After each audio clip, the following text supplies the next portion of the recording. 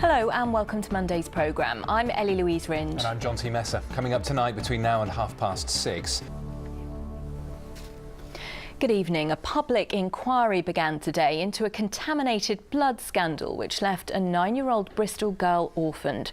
Lauren Palmer's parents died in 1993 after her father Stephen was given blood infected with HIV and hepatitis C. Well, he unwittingly infected Lauren's mother, Barbara. The couple died within 8 days of each other. Over 7,000 other patients were also treated with contaminated blood in the 1970s and 80s, one of the worst scandals to ever hit the NHS. Robert Murphy has this report.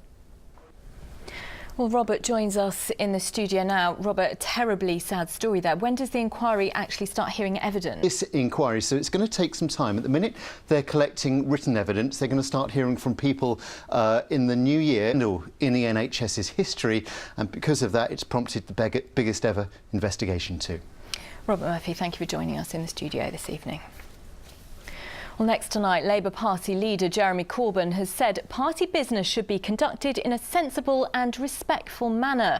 It's after the MP for Bristol West, Thangam Debonair, ran from a local party meeting after she was heckled. Well, Mr Corbyn says he has full confidence in his MP. Mr Corbyn's comments come from the Labour Party conference in Liverpool.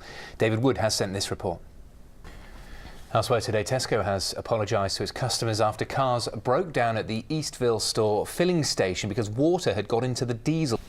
Next tonight, thousands of new students have just arrived at universities and colleges around our region, a big moment in their lives. For many, it'll be the first time away from home with all the challenges that brings. And many universities are doing all that they can to look after their young students. Our reporter Ashna Haranag has been to meet some of the new arrivals at Bath Spa University.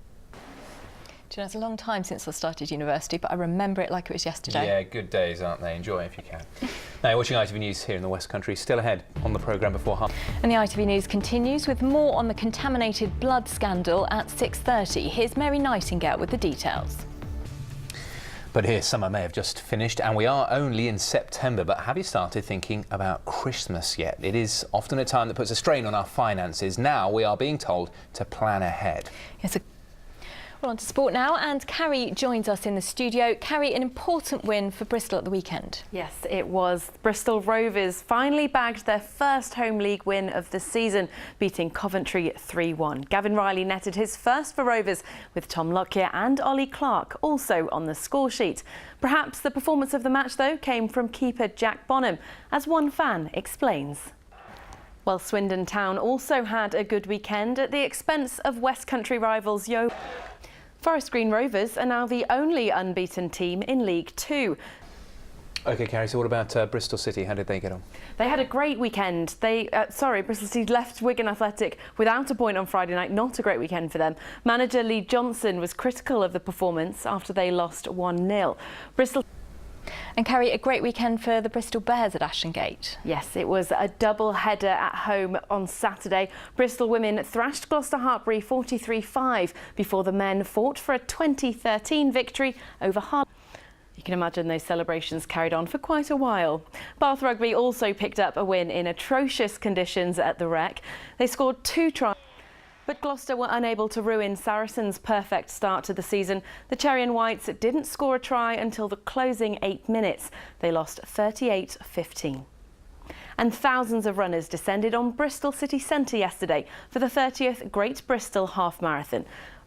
And that's your sport for now. Don't forget that we want you to get involved and have your say as part of our fans forum. Send your videos to me with your views on your team.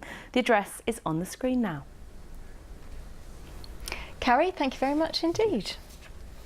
Now, it's been a lovely sunny day today, but rather cool. I was in trouble for turning the heating on, but there you go. It's been a bit of a shock to the system, but Alex is in central Bristol for us this evening. And before you talk about the weather, Alex, you're going to the theatre.